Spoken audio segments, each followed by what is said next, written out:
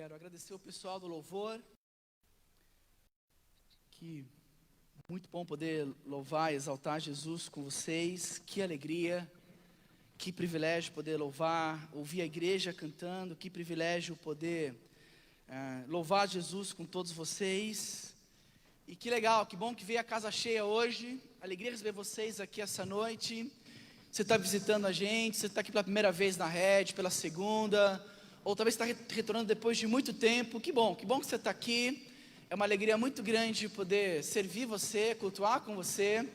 E principalmente o nosso desejo é justamente o que nós acabamos de cantar, que a palavra de Deus, que vai ser pregada, que vai ser explicada, que a Bíblia, que a palavra de Deus possa transformar as nossas vidas, transformar a sua vida, a sua história, para a glória de Jesus.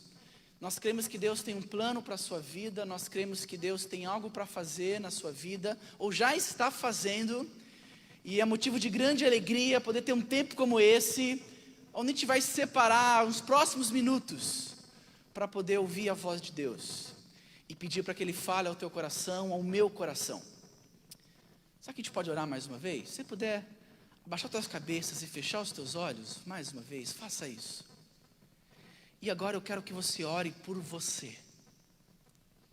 Eu quero que você abra teu coração diante de Deus e fale com Deus. Talvez você tenha até mesmo dúvidas se Deus realmente existe, se Ele realmente está aqui. Fale isso para Ele, até isso, abra seu coração. Talvez na sua dúvida você pode falar: Deus, se o Senhor realmente existe, fala meu coração hoje à noite de alguma forma. Se você já conhece a Deus, se você já conhece a Jesus, você sabe que de alguma forma Deus tem sempre algo a te ensinar, a te encorajar, a te exortar talvez, eu não sei. Peça para que Ele fale ao teu coração essa noite. Para que a tua atenção nesse instante não seja outra, a não ser ouvir a voz de Deus. Senhor, que bom saber que o Senhor está ouvindo cada coração, cada mente nesse instante. Que bom, Deus, saber que nós temos plena certeza de que o Senhor está ouvindo o nosso clamor, que o Senhor está ouvindo cada oração sincera, cada derramar de coração nesse instante. Então, por favor, Deus, nos responda segundo a Tua vontade. Fale conosco da maneira que lhe aprouver. Fale conosco da maneira que o Senhor achar que nós devemos ouvir o Senhor. Usa a Tua palavra, usa essa mensagem, esse direcionamento. Sim, é verdade, Deus, o tema é muito importante. Precisamos do Senhor, precisamos da Tua graça, precisamos ouvir a Tua voz.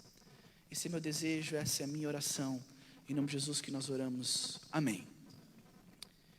Nós precisamos falar sobre família. Precisamos falar sobre famílias imperfeitas, que dependem da graça de Deus para relações familiares. Falamos na semana passada sobre pais e filhos. Falamos na semana passada sobre essa difícil tarefa de criar filhos e depender da graça de Deus. Aliás, ouvi uma frase muito legal essa semana que tem tudo a ver com a mensagem da semana passada.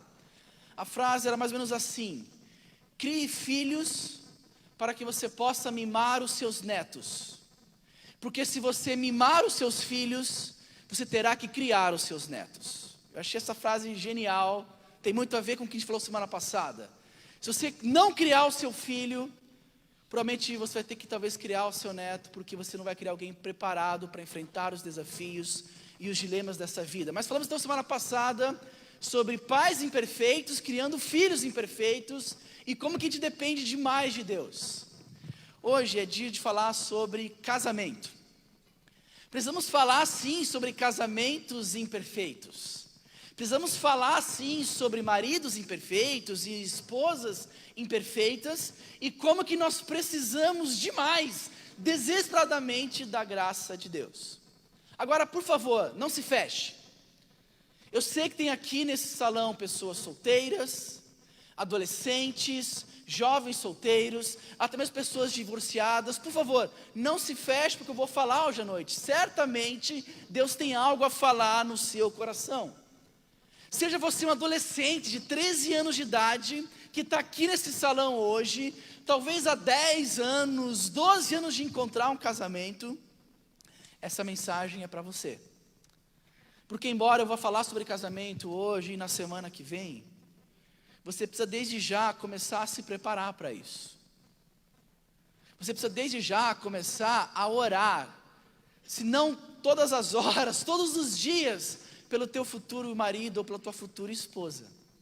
E o que eu vou falar aqui hoje, preste atenção, vai te ajudar a sobre o que orar, a sobre que perfil de marido ou que perfil de esposa, você desde já pode começar não só a orar, mas se preparar, não somente para ser essa pessoa, como para encontrar alguém de Deus para você no futuro.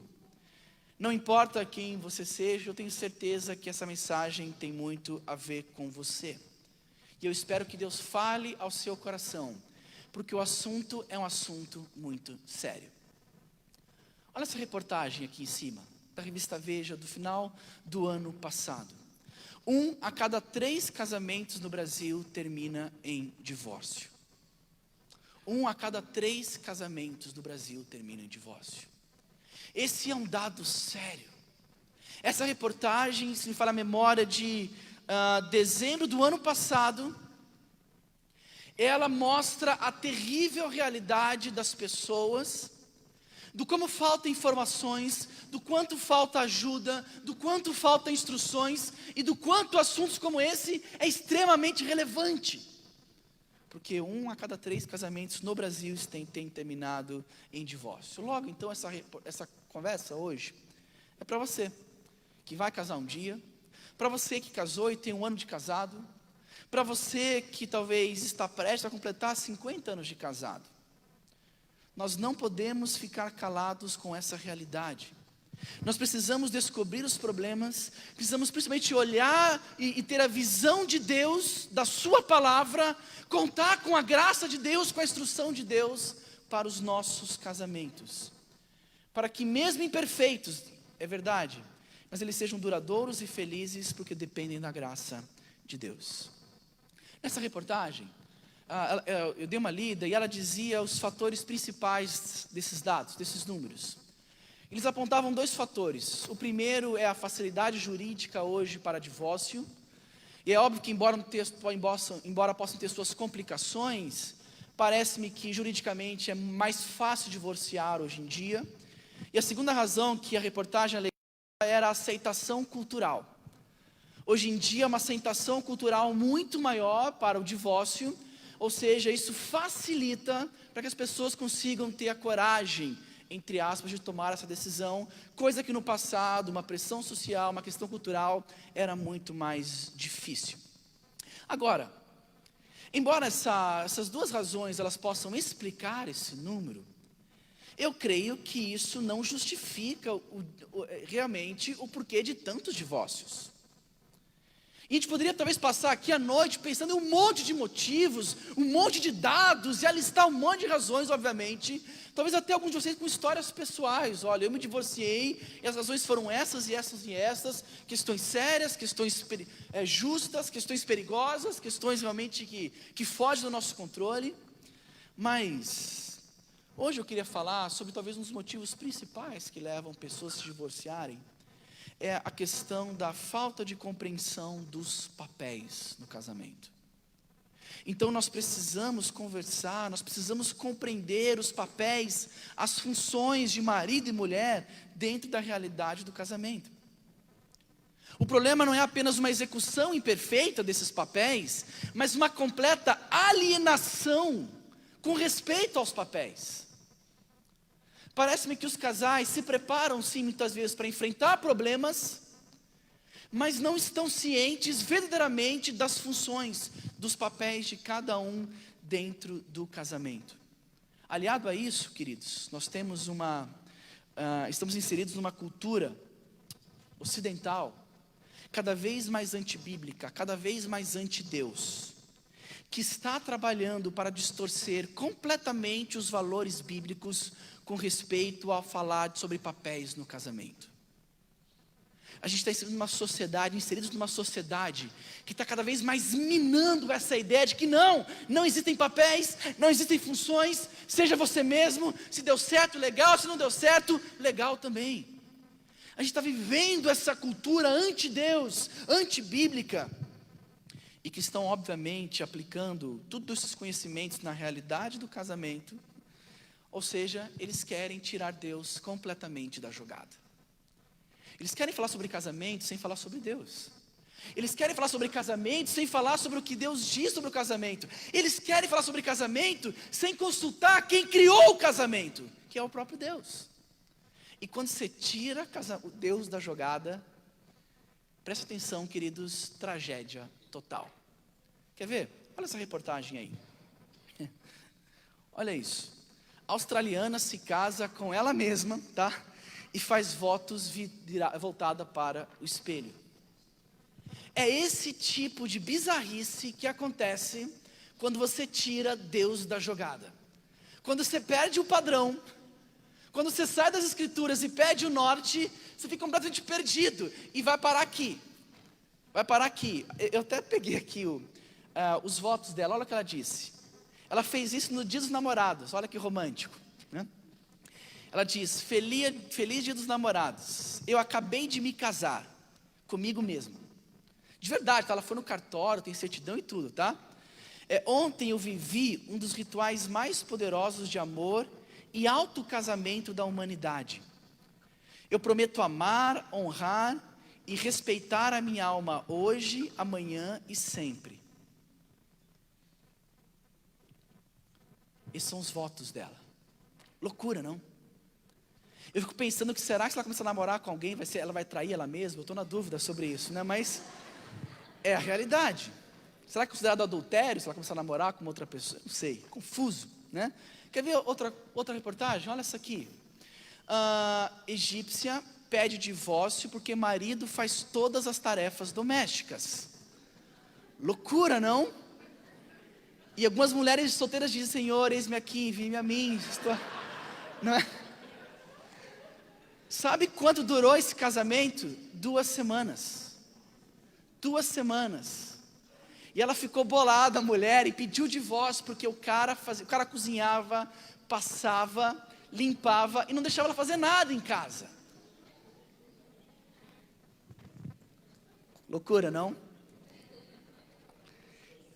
Por causa disso que a gente precisa conversar sobre casamentos imperfeitos. E hoje, tem que correr aqui, mas hoje eu quero falar sobre maridos imperfeitos. Hoje eu quero falar sobre maridos imperfeitos e a graça de Deus para o casamento. Se você hoje que é casada, ou que vai casar, está namorando, trouxe seu marido, seu noivo, seu namorado, sorte sua, que bom que ele veio. Mas não fique triste se ele não está aqui, tem a internet ainda, vai ficar na internet gravado, você pode mandar, ou pedir para alguém mandar, para alguém compartilhar. Mas entenda bem, essa mensagem, embora seja uma mensagem voltada para os homens da igreja que estão aqui hoje, ela é uma mensagem para todos vocês. Ela é uma mensagem para todos vocês. Seja você um jovem solteiro, um adolescente solteiro. Eu vejo aqui tem alguns adolescentes solteiros, ou que estão namorando. Que bom que vocês estão aqui hoje. Ou recém-casados, ou noivos, ou que tenha muito tempo de casamento. Eu espero que Deus possa falar ao coração de vocês essa noite. E na semana que vem, que Deus possa falar ao coração das mulheres na semana que vem, se Deus permitir. Esse é meu desejo, tá bom? Mas é óbvio que eu falando com os homens hoje, certamente eu irei falar com as mulheres. Será útil para elas. E semana que vem, se eu falando com as mulheres, certamente será útil para os homens, tá bom? Antes de mais nada, mulheres, por favor, segurem os seus braços. Tá bom? Aquelas cutucadas assim, movimentadas, segurem os seus braços. Deixe que o Espírito Santo faça isso por você essa noite, tá bom? Vamos lá.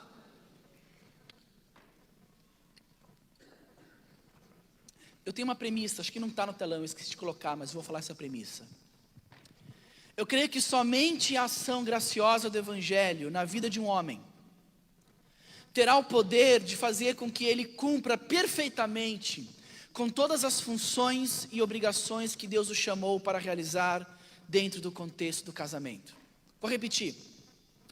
Quando você entende quem Deus é e o que Ele fez por você, em outras palavras, quando você entende quem Deus é e o que Ele fez por você, isso realmente começa a transformar a sua existência.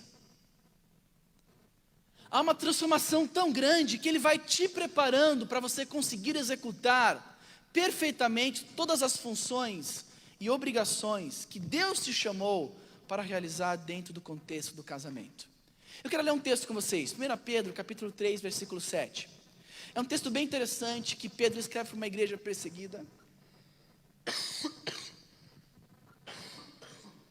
Desculpa. Ele escreve para uma igreja perseguida, e ao escrever para essa igreja, ele vai dizer: olha, vocês estão sofrendo, não é fácil, são muitos desafios, mas fiquem firmes. Fiquem firmes, continuem confiando em Deus, e principalmente, não deixem de fazer o que vocês foram chamados para fazer. Independente das circunstâncias, que no contexto de Pedro aqui, era perseguição religiosa, pessoas morrendo por causa da fé, pessoas tendo que sair de suas casas, de suas cidades, e para outros países por causa da sua fé. Independente disso, cumpram com as funções, com os papéis de vocês, diante de Deus e uns dos outros. Esse é o contexto aqui do capítulo 3 de 1 Pedro. Independente do que está acontecendo, cumpram com os papéis, com as responsabilidades de vocês. E aqui ele fala dos papéis e responsabilidades do marido. Olha o que ele diz: do mesmo modo vocês, maridos, sejam sábios no convívio com suas mulheres, tratem-as com honra, como a parte mais frágil, e coerdeiras do dom da graça da vida, de forma que não sejam interrompidas as suas orações. Então, nesse contexto de perseguição, nesse contexto até mesmo de fuga por causa da fé, Pedro vira e fala: maridos, isso não é desculpa, isso não é pretexto para vocês deixarem de cumprir com as responsabilidades, que no caso aqui, são duas palavrinhas que ele usa: sabedoria e honra. Então nós precisamos conversar sobre essas duas palavras, sabedoria e honra, porque Pedro diz: sejam sábios e tratem com honra as suas esposas. E sabe por que é sério? Sabe por que é sério esse tema? Lia, volta o slide de novo. Olha o fim da frase de Pedro. Olha o que ele diz no final: para que não sejam interrompidas as suas orações. Brutal, não? Você tem noção do que é orar e Deus não querer ouvir a sua oração? É pesado, eu sei que é pesado. E é interessante que, quando a gente fala com homens, o papo é outro. E que bom que a gente tem essa liberdade de ser mais duro, de ser mais pesado. E o próprio Pedro faz isso aqui. Ele de uma palavra pesada diz: meu amigo, preste atenção, fique ligado, porque se você não cumprir com essa realidade aqui, o risco é enorme de você botar o teu joelho no chão para orar e falar com Deus, e você perder o seu tempo, porque Ele não está te ouvindo. É sério. E talvez coloque um peso sobre o que nós estamos conversando aqui essa noite. Então vamos lá: sabedoria e honra. Quando eu penso em sabedoria, me dói pensar em como nós estamos preparando os nossos filhos para encarar a realidade da vida adulta. Sejam sinceros, quando a gente olha para essa geração de adolescentes, não os da Red são diferenciados, graças a Deus, mas fora, por aí, chega a ser um pouco desanimador, e a gente sabe que esse desânimo vem de que nós não estamos preparando muito bem essa geração. Aliás, abre um parênteses, eu nem sei se deveria existir essa palavra adolescente. Talvez você não saiba disso, mas essa palavra adolescente, ela é nova, ela tem talvez menos de 100 anos. Se você olha para a história da humanidade, tá? Não para 100 anos do agora. Se você olhar talvez para 5, para 7, para 8 mil anos para trás, você vai ver que a história da humanidade era composta de meninos, de crianças e homens. E nós criamos uma idade intermediária de um tempo para cá, chamada adolescência, e agora a gente vive na dificuldade de viver um período cada vez mais longo, uma adolescência cada vez mais duradoura, e que revela a completa falta de sabedoria, não só em educar os nossos filhos, mas em ensinar eles a viverem esse mundo. Quando a gente olhava para a história da humanidade, existia uma transição de um menino para se tornar um homem, e que envolvia 5 eventos. Está aqui em cima, olha lá. Deixar a casa dos pais, completar a educação profissional ou vocacional, dar início a uma carreira, não uma ocupação qualquer, mas uma carreira, conhecer uma mulher, amá-la, honrá-la, cortejá-la e casar-se com ela, e ter um filho com a sua esposa. Esse era talvez o processo que mostrava essa transição de um menino, de um garoto, de um moleque, para se tornar um homem. Esse era o processo de sabedoria naquele tempo, nos tempos passados. Mas hoje em dia, por causa da influência da tolice humana, os meninos pararam de olhar para esses eventos como eventos necessários. E estão se tornando cada vez mais adolescentes para a vida toda. E é triste ver que a realidade dos meninos modernos é que eles não estão sendo nem um poucos preparados para encarar a realidade da vida adulta. Mas ele quer namorar, mas ele quer casar. E muitas vezes sem sabedoria e sem preparo, ele vai acabar destruindo a sua vida e pior, destruir a vida de uma outra menina. Parece-me que a gente está esquecido de tratar nas igrejas textos como esse de 1 Coríntios capítulo 13. Quando Paulo vai dizer, olha, quando eu era menino, eu agia como menino, eu pensava como menino, eu raciocinava como menino, mas agora quando me tornei homem, eu deixei para trás as coisas dos meninos. E a falta de ensino nessa área, a falta de sabedoria em ajudar os nossos filhos, os adolescentes, a falar, brother, entenda bem, essa adolescência aí, ela tem que acabar o mais rápido possível. Você tem que tornar logo um homem, assumir responsabilidades. Porque se isso não acontecer com você, você vai viver as situações mais bizarras possíveis. Como essa aqui, olha, dessa reportagem. Coloca para mim aí, Lia, dessa reportagem. Olha isso. Pais entram na justiça para expulsar um filho de 30 anos de casa. Vocês viram isso? É recente. Deu no jornal, passou no jornal hoje, tudo mais. Pais tiveram que ir para a justiça pedir para que o seu filho vagabundo de 30 anos, que não trabalhava, que não ajudava, que ficava no videogame o dia inteiro, saísse de casa. 30 anos. Ele ia recorrer da decisão ainda. Ele perdeu na justiça esse garoto, ele tinha tempo para sair. Os pais ofereceram dinheiro para ele sair. Os pais ofereceram emprego para ele sair, mas ele não parava nenhum emprego. Ele não gostava de trabalhar. Tudo isso porque é resultado de não compreender os papéis dentro do contexto de sociedade. E quando isso acontece, ele não entende os papéis dentro do contexto do casamento. Estamos negligenciando essas palavras de Pedro, que ensina os homens a terem sabedoria e a tratarem com honra as suas esposas. E como eu disse, esses meninos estão crescendo, estão se casando, e não compreendem os seus papéis, porque não foram preparados para isso, e arrebentam literalmente com a vida de mulheres, por não terem a mínima ideia do que é tratar as mulheres com sabedoria e com honra. Então, queridos, rapidamente na parte final aqui, eu preciso, na prática, olhar para vocês o que é tratar com sabedoria e honra as nossas esposas, a que Pedro se refere aqui.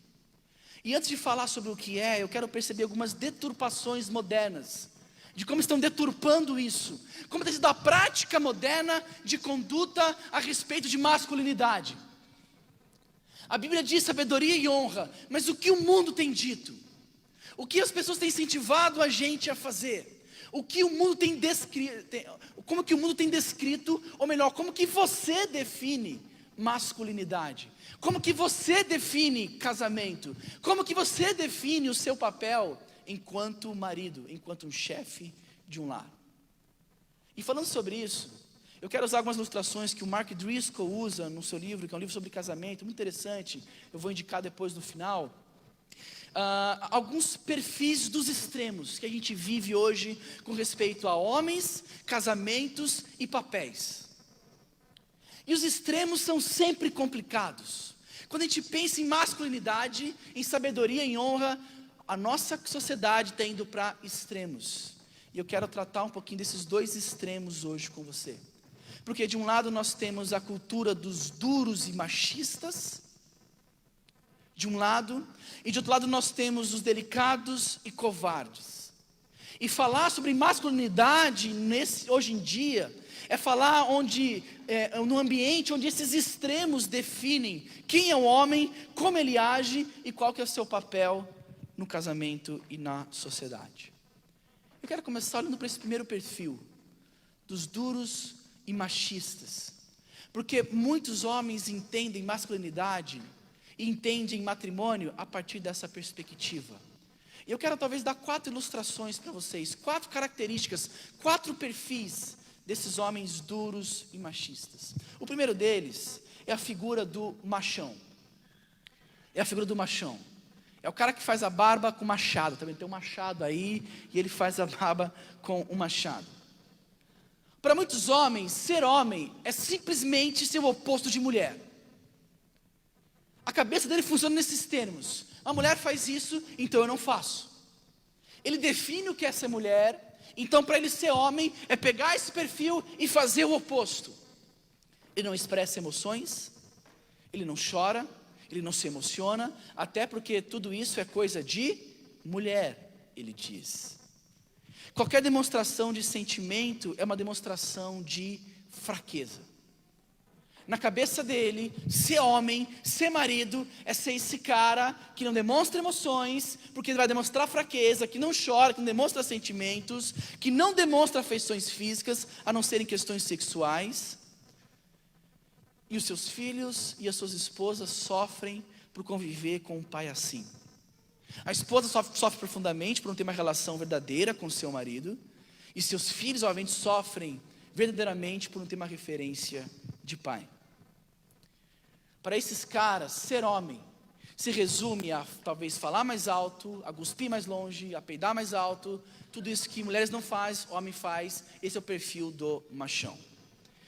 Ele define então a sua masculinidade, e óbvio, ele vai levar isso para o casamento. Ele vai definir então o seu papel enquanto marido a partir desse termo do oposto do que é ser mulher. Entenda bem, antes de eu continuar, se eu falar algo que de alguma forma você, homem, se identifique aqui hoje à noite, eu em momento nenhum falo isso para agredir você, pelo contrário. Até porque eu vou falar coisas hoje aqui que falam com o meu coração e que pegam para mim. O meu objetivo é de uma forma falar algo para que você tenha os seus olhos abertos e perceba que você, assim como eu, precisamos desesperadamente da graça de Deus para honrar e amar as nossas esposas, ou nossas futuras esposas e namoradas. O segundo perfil, dentro desse cara duro e machista, é o cara que é o sucesso e o status. Esse cara acredita que a masculinidade é definida a partir do que ele tem e do quão bem sucedido ele é. Ele procura demonstrar a sua superioridade a partir do que ele tem. A beleza da esposa, a esposa bonitona, a sua força física, a sua aparência, a sua própria aparência, a sua renda, os seus diplomas, a conquista dos filhos. Para esse cara, esposa e filhos são apenas conquistas e bens. Que ele trata bem quando eles contribuem para manter o seu status, ou rejeita e ignora caso atrapalhe nos seus projetos pessoais. Na verdade, ele usa esposa e filhos apenas como um projeto para ele ser projetado e para que ele tenha sucesso. Caras como esse, você não precisa perguntar sobre as vitórias dele, sobre as suas últimas vitórias, porque certamente ele vai chegar contando de antemão de como ele é um vencedor. Um terceiro perfil dentro dessa área é o cara que é o infernizador. É aquele cara que acha que homens de verdade são aqueles valentes guerreiros, brigões e valentões. É aquele cara de temperamento explosivo e que assusta as pessoas ao seu redor. É aquele cara que fala que não leva o famoso desaforo para casa. E que acha que brigar na rua ou que brigar com os outros é uma coisa que homem faz. É o cara que inferniza a vida alheia Porque ele não cede em momento nenhum e ele exige que todas as suas vontades sejam feitas. Os filhos deles não têm a menor simpatia pelo pai. A esposa é uma refém do seu temperamento e já foi ameaçada ou até mesmo, de fato, agredida. Esse é o perfil desse cara. Aliás, essa semana, se me falha a memória, teve um caso. Não foi no interior do Paraná? Foi isso? A cidade era Guarapuava, a cidade que eu morei, por sinal. Uma advogada, não é isso? Foi agredida no elevador, vocês viram isso, não é? E depois ela caiu do quarto andar. Eu não sei se já identificaram que foi ele mesmo que jogou ela do quarto andar. Ela morreu? Eu não vi se ela morreu. Morreu. Por causa de caras assim. Por conviver com caras assim. Agressivos fora, e saibam disso. Se é agressivo fora, é agressivo em casa. Meninas, preste muita atenção. Se teu namorado fala duro com você algumas vezes, se ele olha duro para você, se ele aperta você algumas vezes, se ele gosta de brigar fora, abram os seus olhos. Porque você pode botar para dentro de casa algo que vai te infernizar. O último perfil é o mandão. Dentro dos duros e machistas, nós temos o mandão, que ama ser autoridade e dizer para os outros o que tem que ser feito, mas odeia ter de responder a alguém e fazer o que ele é pedido. Ele ama estar no controle, ele se sente feliz quando tudo está como ele quer, mas fica insuportável quando as coisas não saem como ele quer. A mulher e os seus filhos vivem com uma aparência de desgastados, porque eles nunca são ouvidos, porque constantemente tem que lidar com a ira do marido ou do pai, quando as coisas não saem como ele quer. Esse é o mandão.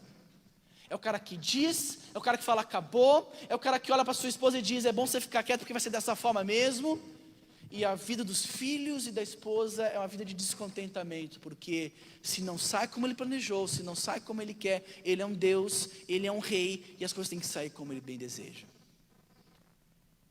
É comum encontrar esse perfil, muitas vezes, em caras, preste atenção, que não conseguem parar numa igreja, por exemplo. Que não conseguem se submeter à autoridade de pastores e presbíteros. E que ficam pulando de igreja em igreja, até ele conseguir encontrar uma igreja com um pastor que seja idiota o suficiente para submeter a sua vontade. Esse é o mandão. E pior, arrastando sua família, seus filhos, tristes porque não queriam sair, tristes porque não queriam mudar. Mas tem que fazer porque o seu pai não consegue aceitar ordens, somente dá. Todos esses perfis, dos duros e machistas, queridos, são visões tolas e deturpadas de uma verdadeira masculinidade. E pior, nós encontramos esses tipos de homens muitas vezes dentro da própria igreja, que acham que liderar um lar é agir dessa forma como a gente descreveu aqui em cima.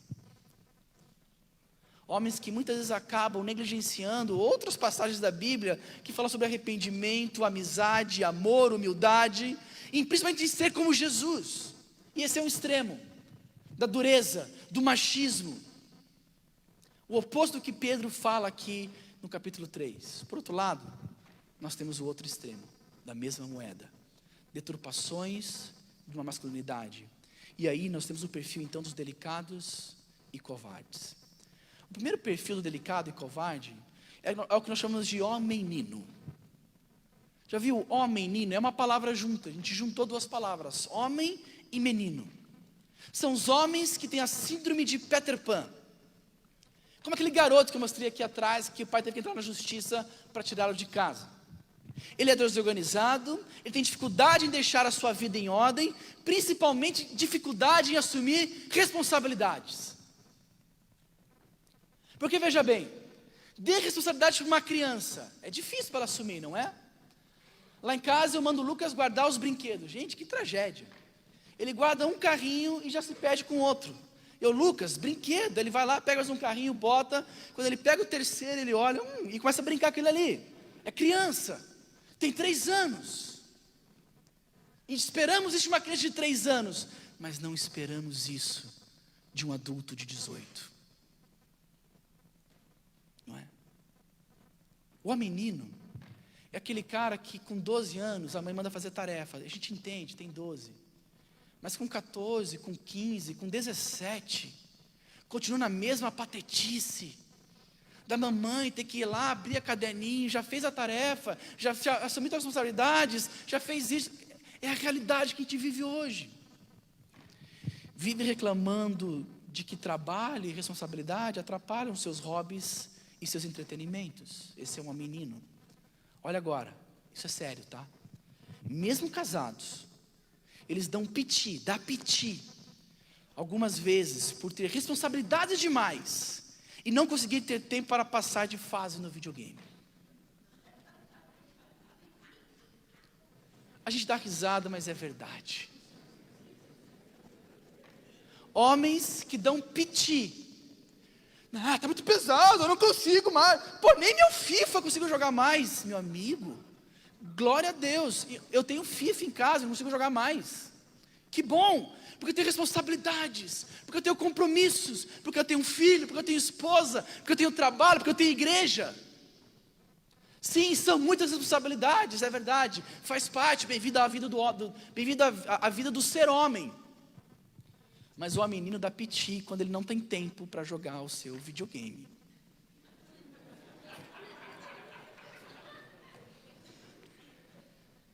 Muitas vezes incapaz de pagar contas, constantemente pede dinheiro emprestado para outros, e muitas mulheres sofrem profundamente com esse perfil. Mas é interessante que muitas delas acabam cuidando dos seus maridos, tal qual uma mãe cuida do seu filho. Alguns chegam a dizer até que as mulheres são atraídas por esse perfil quase como um senso de maternidade. Os filhos até gostam de um pai assim, até porque tem mais um amigo para brincar em casa. Mas essa é a triste realidade que a gente vive hoje. Esse perfil do menino é talvez um dos piores perfis e mais comuns e que tem destruído famílias.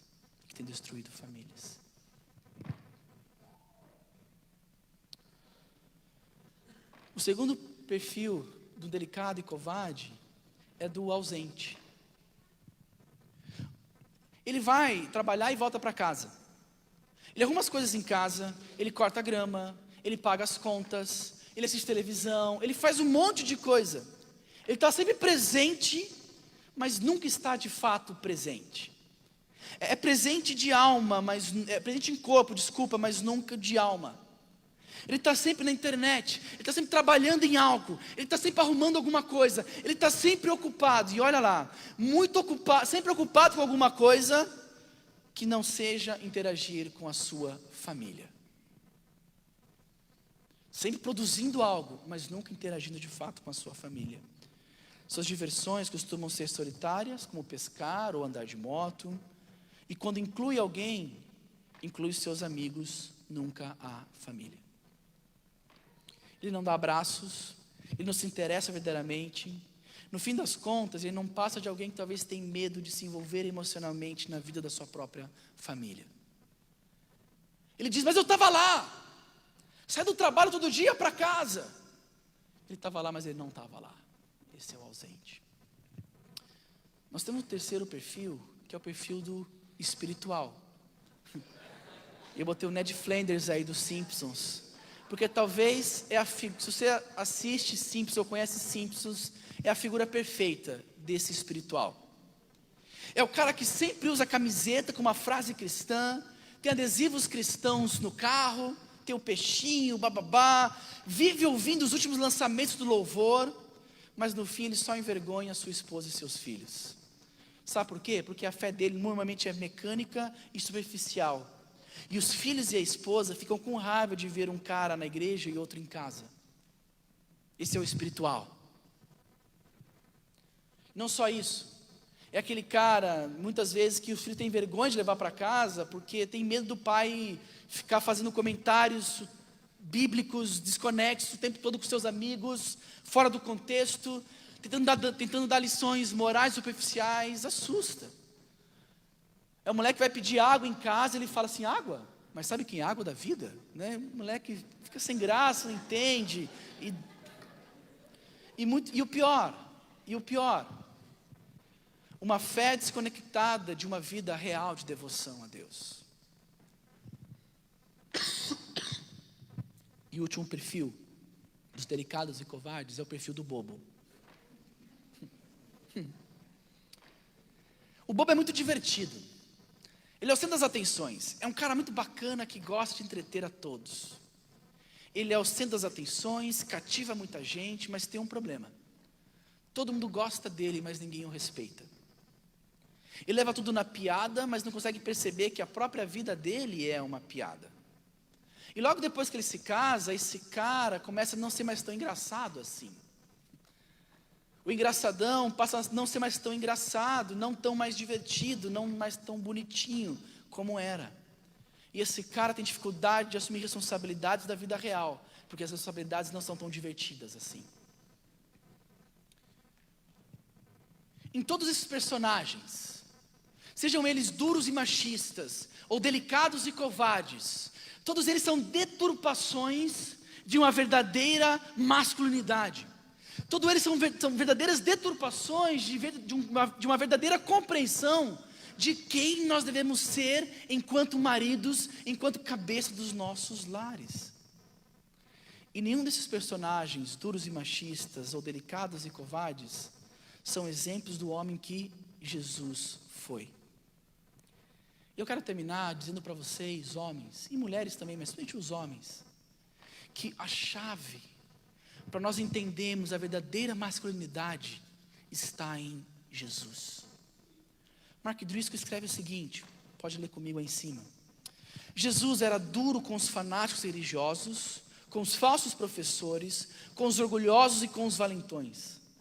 Jesus era delicado com as mulheres, com as crianças, com os humildes e com os sofredores. Além de tudo isso, Jesus assumia responsabilidade. Ele trabalhou durante os 30 primeiros anos de sua vida, martelando a madeira na carpintaria. Ele também assumiu responsabilidade por nós na cruz, quando subiu em substituição à humanidade e morreu pelos nossos pecados.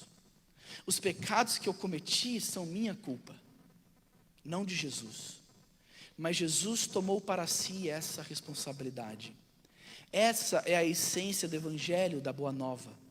Se você compreender isso, você conseguirá transformar o medo como enxerga o conceito de masculinidade.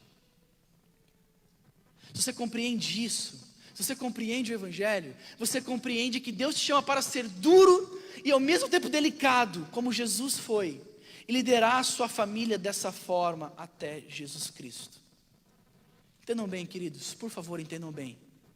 Quando você compreende o que Jesus fez por você, você é liberto de você mesmo. Isso é ótimo. Você é liberto de você mesmo. E talvez você que é mais durão, pode começar a se perceber cada vez mais delicado, carinhoso e atento à sua esposa e filhos.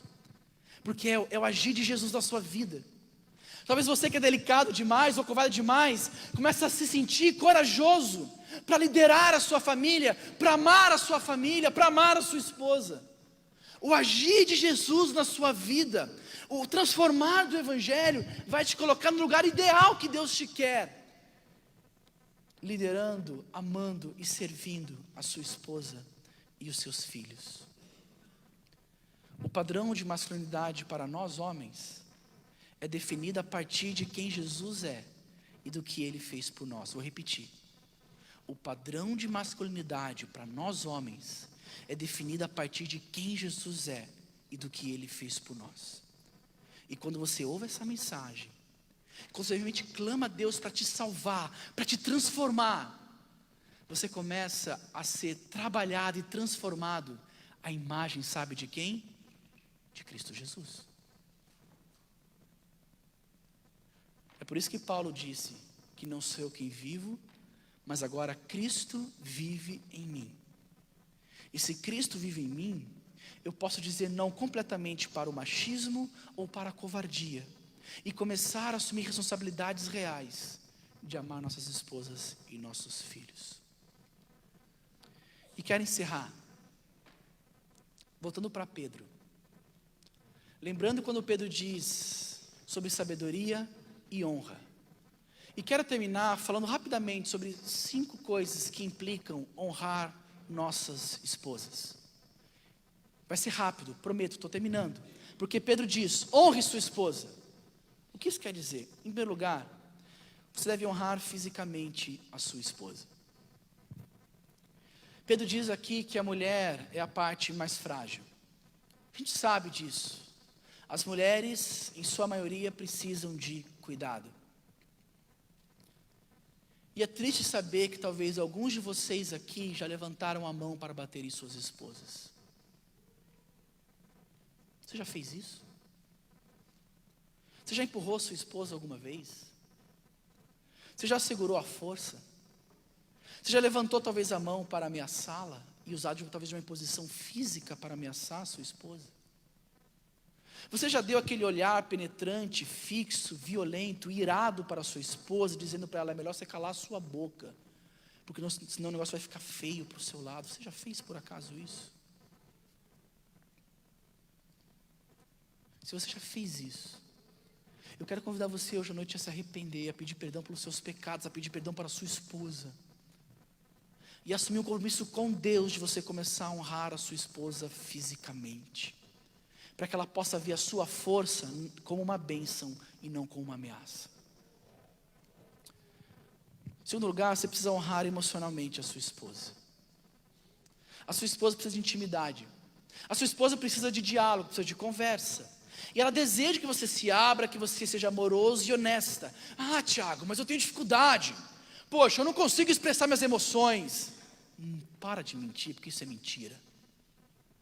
Vai ver um jogo do Flamengo. Não tem emoção lá, para quem gosta de futebol? Já cansei de ver homens que eu não expresso as emoções. E no jogo está lá gritando, chorando. Prazer, chama-se emoções. Não, vai ver um jogo lá do vice-líder. Tá bom? Vice-líder. Gostaram dessa?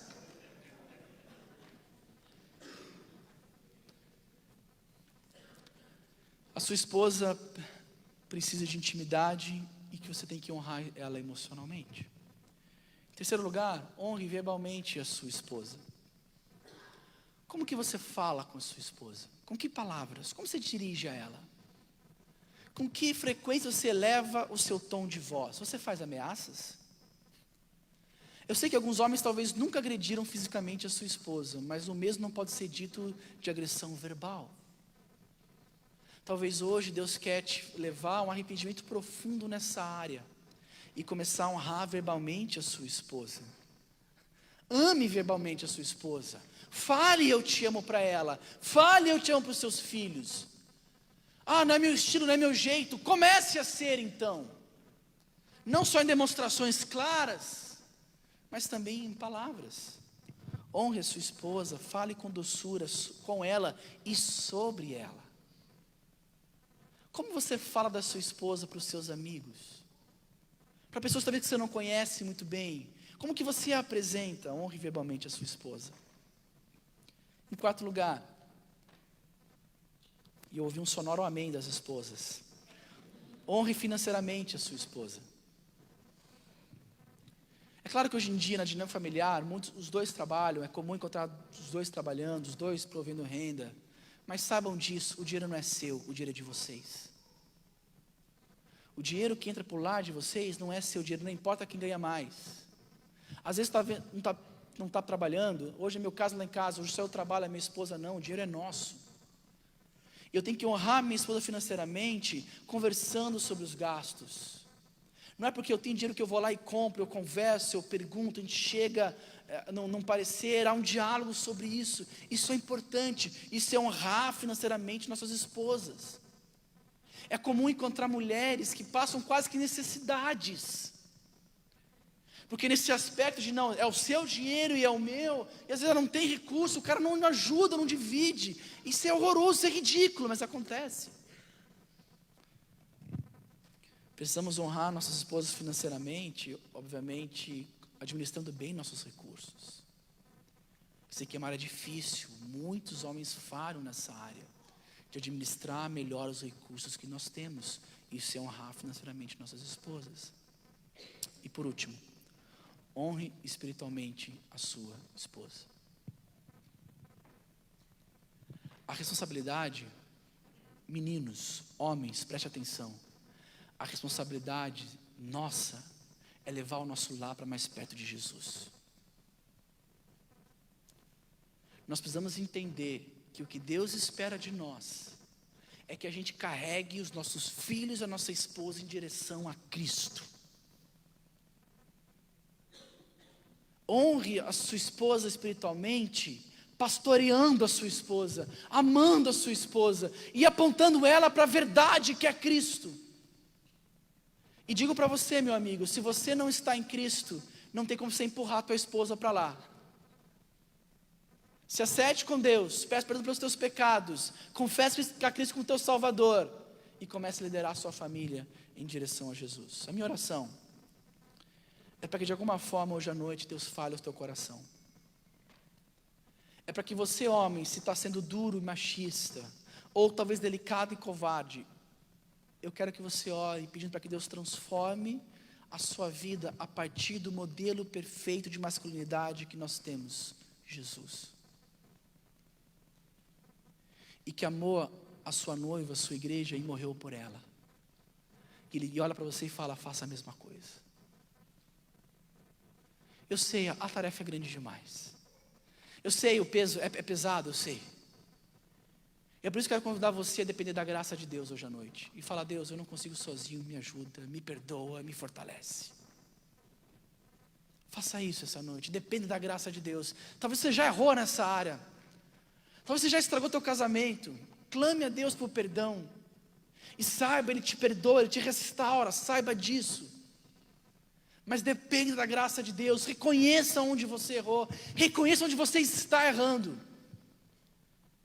E hoje à noite, peça perdão a Deus. Volte-se para Ele e saiba, Ele está contigo. E saiba, Ele vai te restaurar. E saiba, Ele vai te fortalecer. Você que é um adolescente, um jovem, solteiro, peça para Deus te ajudar a deixar de ser um menino, deixar de ser um moleque, para começar a arregaçar as mangas, assumir responsabilidade. Peça para que Deus faça de você um grande homem de Deus, que um dia, e talvez em breve, vai ter uma mulher para amar, para tomar conta, para se sacrificar, para servir. Ore por isso. Abaixa a cabeça e fecha os teus olhos.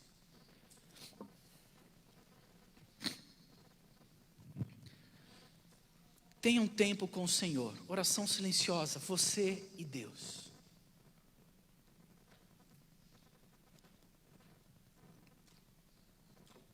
Talvez em algum desses perfis você se identificou. Eu não vou falar todos aqui, mas talvez em alguns você se identificou. Talvez você não está pastoreando a sua família. Você sabe que deveria fazer, mas não faz. Se vier para a igreja, legal. Se não vier, Não, você tem que começar a pegar a sua família e trazê-la aqui. Você tem que começar a pegar os seus filhos e apresentá-los a Cristo. Alguns aqui, talvez, hoje à noite, estão me ouvindo. Eu quero dizer para você que talvez antes de você começar a decidir mudar alguma coisa no teu casamento, na tua vida, você precisa de Jesus Cristo. Porque muito mais do que um modelo para você, Ele precisa ser teu Salvador primeiro. E eu quero nesse instante convidar você a se humilhar, a pedir perdão por essa vida que você viveu até agora longe de Deus, desconsiderando Deus. E eu quero te dizer nesse instante, que por causa dessa vida que você viveu até agora, Jesus Cristo veio e morreu para te perdoar e para te reconciliar com Deus. E Ele te oferece salvação hoje à noite.